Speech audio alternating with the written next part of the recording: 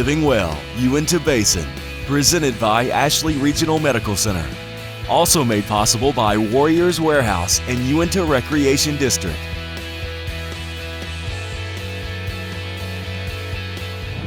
Welcome to Dinosaur National Monument.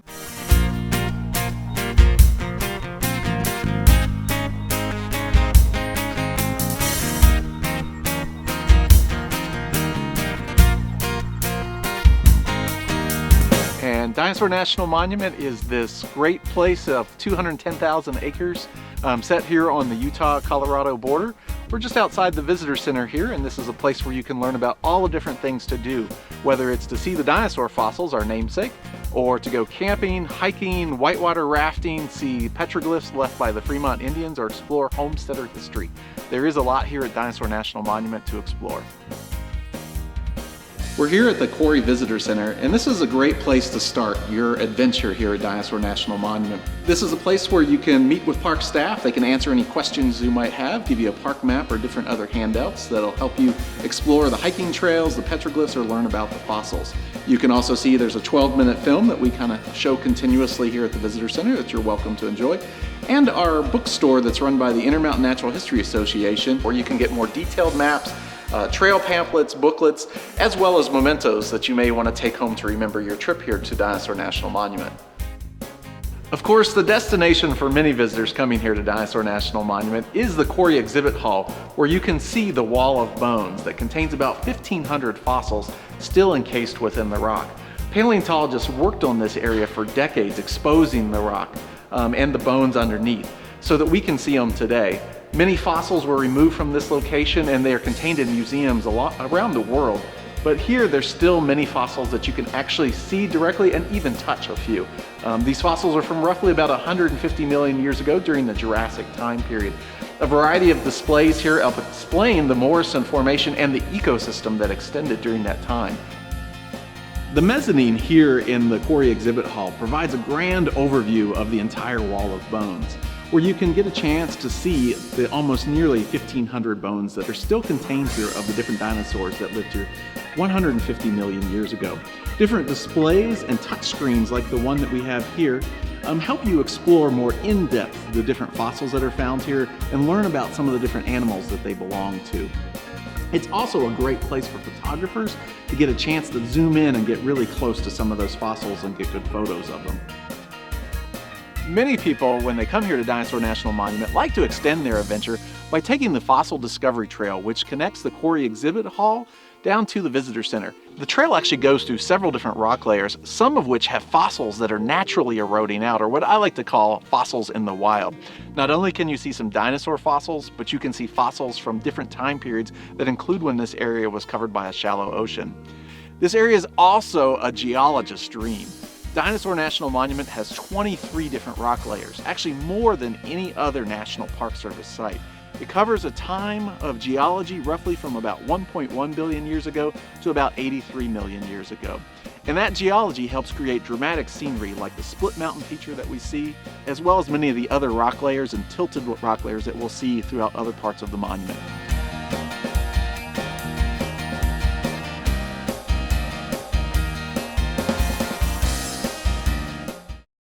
The Split Mountain area is another highlight for visitors who come here to Dinosaur National Monument.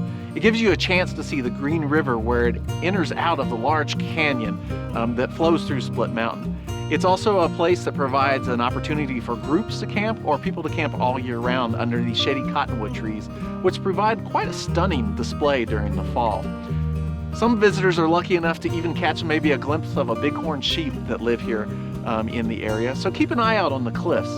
The Split Mountain area is also the takeout point for river rafters after they've had their adventures on either the Green or the Yampa River. It is also just a great place to come and spend a little bit of time during the afternoon lounging along the river and just enjoying the scenery. If you'd like to get away from it all and spend a night out camping, Dinosaur National Monument has several opportunities for that, like the Green River Campground that we're standing in here. The Green River Campground is the closest campground to the Quarry Visitor Center and the Quarry Exhibit Hall. It has 80 sites that have places for both tents and recreational vehicles. It's a great place for families to come and camp, located along the Green River. It is underneath shady cottonwood trees and provides you with an opportunity to spend the night out and see the dramatic night skies. Dinosaur has some of the most darkest night skies in the lower 48 states. So the chance to see the Milky Way spreading out above you is a real treat when you spend a night here in the park. Some of the other great features that the monument preserves are the various home and historic sites left behind by families who homesteaded here. Families like the Chews, the Rupels, the Mantles, and colorful individuals like Josie Morris or Pat Lynch all tried to make this place their home. Today, the monument preserves some of these sites so that visitors get a chance to see what life was like for these rugged individuals. Like the Josie Morris cabin that's located here behind us. It's an inviting place to explore, even on a hot summer day. Several hiking trails start from this location that take you up into either Box Canyon or Hog Canyon, which Josie Morris used as corrals for her animals. We hope you've had an opportunity to get out and see some of the various locations and enjoy this tour of Dinosaur National Monument. And then we invite you to come out and explore the 210,000 acres on your own. There is a lot to see here, and whether your interest is dinosaurs, geology, the scenery, the plant and animal life, you will find that there is more to dinosaurs than just the bones, and more that meets the eye.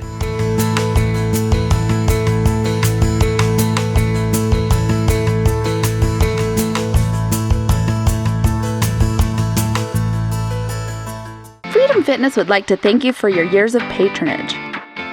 We at Warriors Warehouse are happy to take over the legacy of Freedom Fitness and will support you for years to come. Stop in today.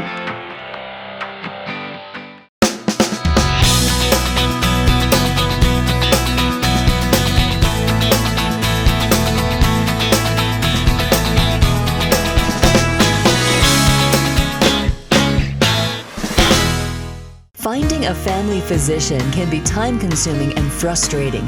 Ashley Regional Medical Center has a solution. Dr. Matt Bowen. Dr. Bowen is a family practice physician and opened his practice in August of 2014. Dr. Bowen is skilled in all aspects of family medicine, from pediatrics to geriatrics, and can treat you and your family for anything from coughs and flu to high blood pressure. Call 781-1200 for appointments. Living Well Health and Wellness Tip brought to you by Warriors Warehouse.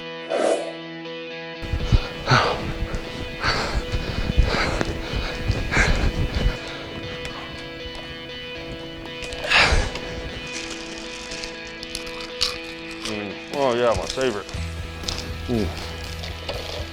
Jason, are you kidding me? You know better than this. Just because you work out hard doesn't mean you can eat whatever you want. Consistency is key. When we're working out hard, you also have to mirror that with your eating habits. Come see us at Warriors Warehouse, 1060 West, Market Drive, Suite 1, right behind McDonald's and Smith's. Living Well, Dish by Dish. Hi guys, Jason Webb with Dish by Dish. Today we are going to do a recipe that I usually do around Halloween. This is my orange and black chili. This is one of the things that I used to do as a tradition with my family and my parents, and I've just brought it down with my kids. We usually cook it and get it in the crock pot, get it starting to warm up, and then we go out trick-or-treating, and then by the time we come home, it's just about right. So what I've done is I've already pre-made some of the ingredients. This one is a little bit lighter, so we've got some turkey kielbasa that we've already browned. That takes about 15 minutes in the same pot that you're gonna do the rest of your chili in. You're gonna put about a tablespoon of olive oil in there, cook your kielbasa. Once that's done, take your kielbasa out with a slotted spoon, and that's gonna keep the drippings inside the pan. Then you're going to put in your vegetables. And these vegetables, I've got onions, green peppers, garlic, and orange peppers. And that's where it gets the orange and black from, with the orange. And now we're gonna add in the rest of the ingredients. You're gonna wanna warm up your vegetables until they're just about translucent, a little bit brown. Then you're gonna add in the rest. So what we've got here is we've got 1 can of diced diced tomatoes. And in that you're gonna do the juice as well. And I did no salt on this as well to keep it as light as we can. And then you're gonna do 4 cans of black beans drained. Low sodium on those as well. You can, if you want to make sure that you're getting it a little bit lighter, you can throw them in a strainer and rinse them out as well. And that makes it so that it doesn't have quite as much juice, and the juice that comes in these cans has a little bit of salt in it, so you can lighten it up even further by doing that. So we're going to get those 4 cans in.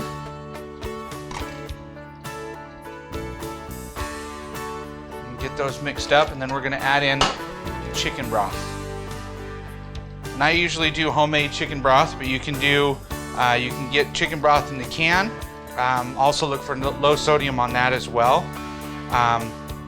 My homemade stuff, basically just what's left over from a chicken, boil that down with some water, and then you can save that. So we're going to add that in, and it's about 2 cups.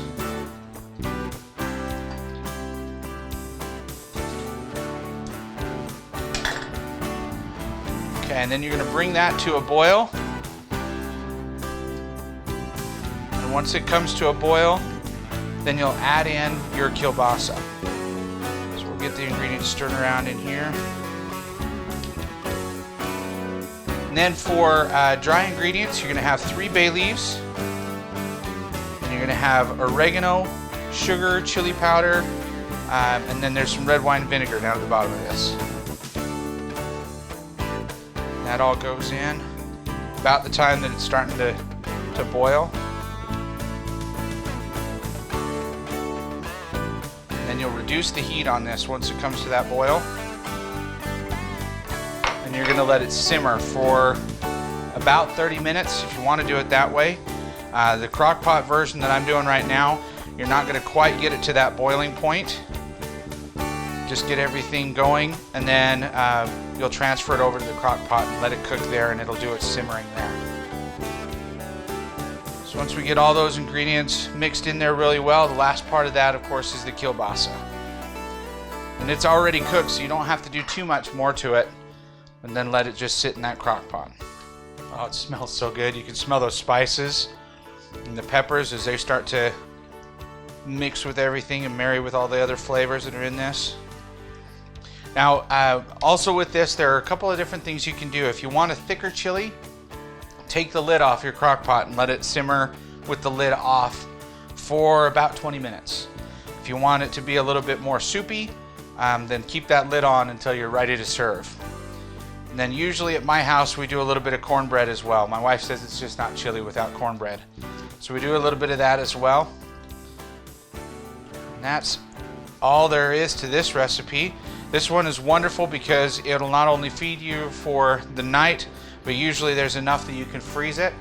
And you can freeze this for up to about 2 weeks. And the great thing about that is put it in a Tupperware, freeze it, and then you can throw it back in the crock pot and warm it up. So it works out really well as you get into these winter months where you don't want to be cooking as much in the kitchen. You can throw this in and just let it go. All right, so now we got all those ingredients in, and that's starting to do its thing. Now what we're going to do is, through the magic of television, I've already got some prepared. So we're going to go ahead and just dive in. This is my favorite part. Do a little bit of kielbasa, some of those orange peppers, and the black beans on there.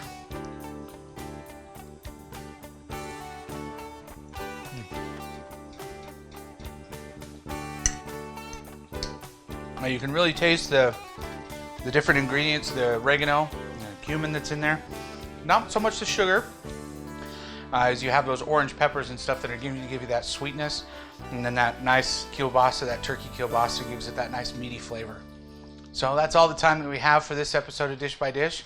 Remember to always tip your server, and that includes your pizza boy. Have a good one. Be sure to like us on Facebook for updates on VTV Channel 6 programming. Don't forget, you can watch current and previous episodes of Living Well on demand at VTVChannel6.com. And while you're there, be sure to send us an idea for an upcoming episode. If you enjoy Living Well Uintah Basin, please take the opportunity to reach out and thank the local, community-minded businesses that make it possible. Ashley Regional Medical Center, Warriors Warehouse, and Uintah Recreation District. Until next time, live well and stay healthy, Uintah Basin.